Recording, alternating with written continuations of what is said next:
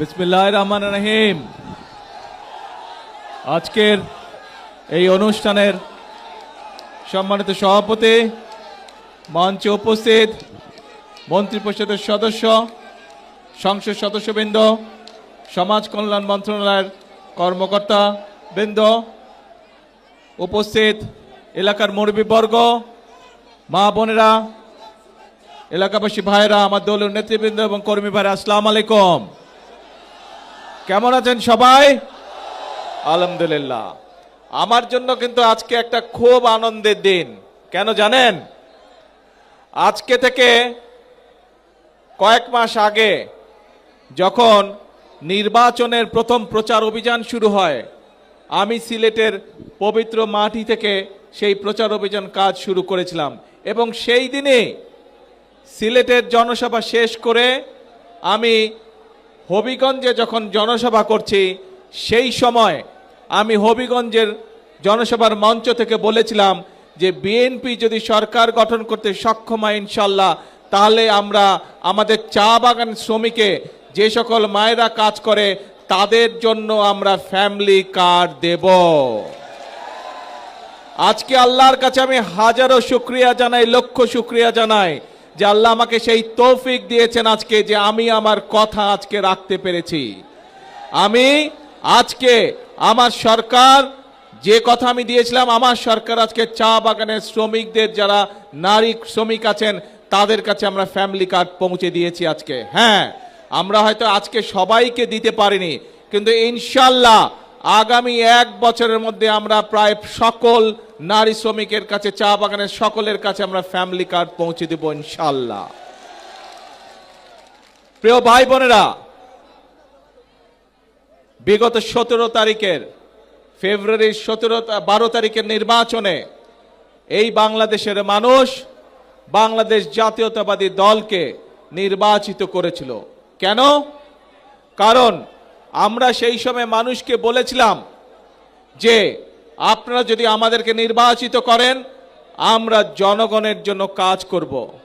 প্রথম একটি কাজের কথা বলেছিলাম, সেটি হচ্ছে যে আমরা বিশ্বাস করি এই আমাদের প্রিয় মাতৃভূমি বাংলাদেশকে যদি সামনের দিকে এগিয়ে নিয়ে যেতে হয়, তাহলে সকলকে একসাথে আমাদের সহযোগিতা করতে হবে, সকলকে একসাথে কাজ করতে হবে। এবং সেজন্যই আমরা মনে করি যে পুরুষদের পাশাপাশি আমরা যদি নারীদেরকে সাহায্য করতে না পারি স্বাবলম্বী হওয়ার জন্য, তাহলে দেশকে এগিয়ে নিয়ে যাওয়া সম্ভব নয়। এবং সেই জন্যই নারীদেরকে স্বাবলম্বী করে গড়ে তোলার জন্য আমরা এই ফ্যামিলি কার্ডের কথা বলেছিলাম। বাংলাদেশে প্রায় 4 কোটির মতন পরিবার রয়েছে। আমরা বলেছিলাম যে আমরা যদি সরকার গঠন করতে সক্ষম হই 12 তারিখের নির্বাচনে, তাহলে পর্যায়ক্রমিকভাবে সকল পরিবারের কাছে আমরা ফ্যামিলি কার্ড পৌঁছে দেব। বিশেষ করে নারী প্রধানদের কাছে, পরিবারের যে নারী প্রধান তার কাছে। আমরা নির্বাচন হওয়ার সাথে সাথে 1 মাসেরও কম সময়ের ভিতরে আমরা আমাদের এই প্রতিশ্রুতি বাস্তবায়নের কাজ শুরু করেছিলাম। প্রিয় ভাই বোনেরা, আমাদের লক্ষ্য পরিষ্কার, বাংলাদেশের ভাগ্যের পরিবর্তন করা, বাংলাদেশের মানুষের ভাগ্যের পরিবর্তন করা। এবং সে কারণেই আপনারা দেখেছেন যে আজকে শুধু ফ্যামিলি কার্ডই নয়, ফ্যামিলি কার্ড দেবার পাশাপাশি এই যে চা বাগানের শ্রমিক, নারী শ্রমিক যারা, তাদের কাছে আমরা, অনেকের কাছে আমরা ঘর প্রদানের জন্য 2 লক্ষ টাকা আমরা দিয়েছি 50 জন শ্রমিককে। 2 লক্ষ টাকা করে দিয়েছি 50 জন। আমি এখানে স্টেজের মধ্যে 3 জনের হাতে সেই 2 লক্ষ টাকার চেক তুলে দিয়েছি।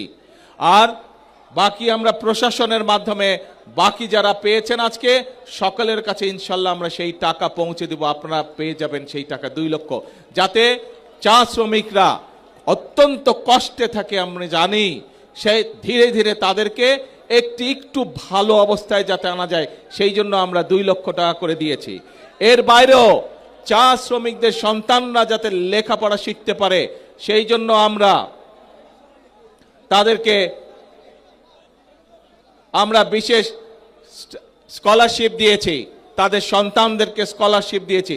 প্রায় 150 জনের মতন চা শ্রমিক পরিবারের সন্তানদেরকে আমরা স্কলারশিপ দিয়েছি। এর বাইরে আমরা এখানে দেখেছেন, আপনারা এই হাজার হাজার মানুষ দেখেছেন যে প্রতিবন্ধী মানুষ কয়েকজন এসেছেন এই মঞ্চে, তাদের হাতে তাদের চিকিৎসার জন্য আমরা 50,000 কাউকে, 10,000 কাউকে আমরা টাকাটা তুলে দিয়েছি, চেক তুলে দিয়েছি।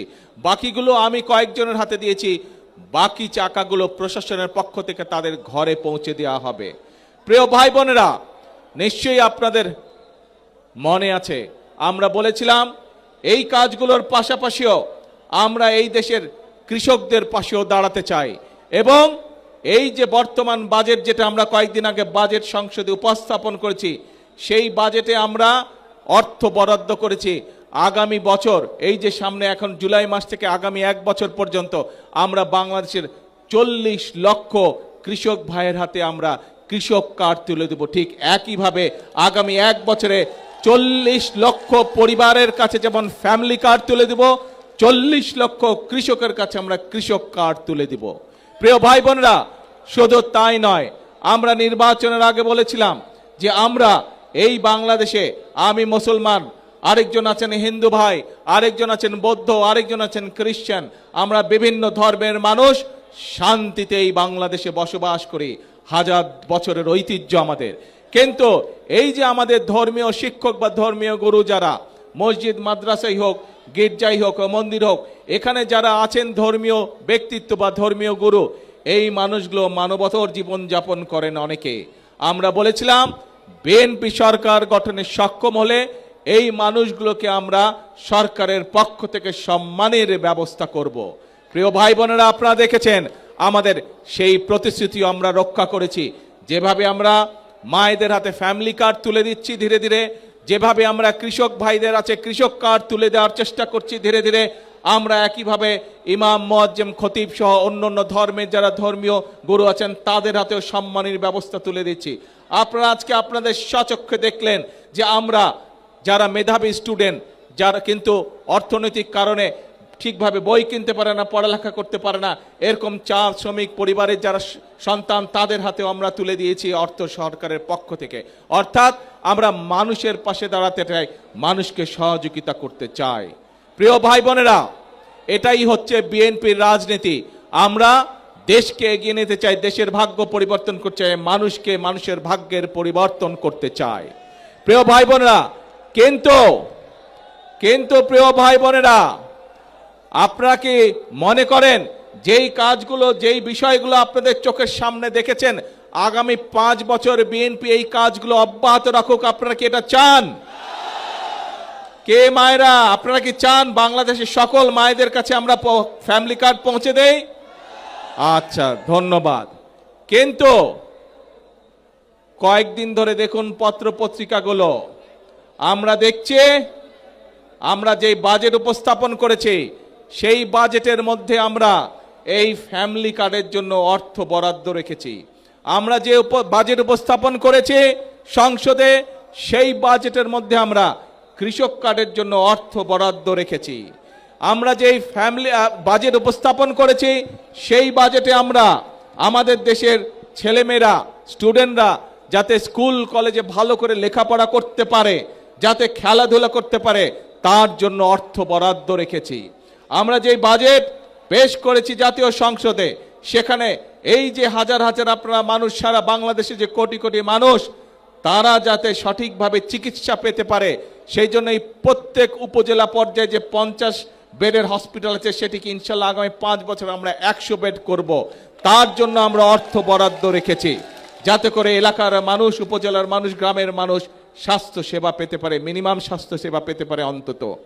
কিন্তু বাজেটের পরে নিশ্চয়ই আপনারা দেখেছেন, যেই বাজেটে আমরা সাধারণ মানুষ, খেটে খাওয়া মানুষের জন্য অর্থ বরাদ্দ রেখেছি, অনেকে বলেছে সেই বাজেট বলে তারা মানে না। দেখেছেন না পত্রিকায়, সংবাদে? আবার অনেকে বলেছে যেই বাজেটে আমরা মায়েদের জন্য ফ্যামিলি কার্ডের বড় অর্থ বরাদ্দ রেখেছি, কৃষকদের জন্য কৃষি কার্ডের বরাদ্দ রেখেছি, প্রতিবন্ধী মানুষ, শিক্ষার্থীদের জন্য অর্থ বরাদ্দ রেখেছি, যেই বাজেটে আমরা মানুষের স্বাস্থ্য সুবিধার জন্য অর্থ বরাদ্দ রেখেছি, সেই বাজেট নাকি চানাচুরের মতো।